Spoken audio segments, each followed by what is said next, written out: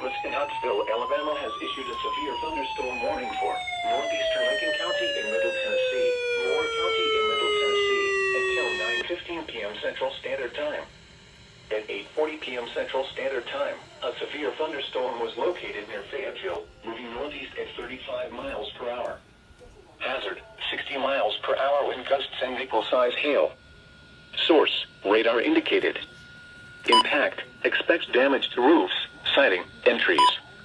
Locations impacted include Lynchburg, Timms Ford Lake, Mimosa, Chestnut Ridge, Lois, Boonville, Mulberry, and Belleville. Remain alert for a possible tornado. Tornadoes can develop quickly from severe thunderstorms.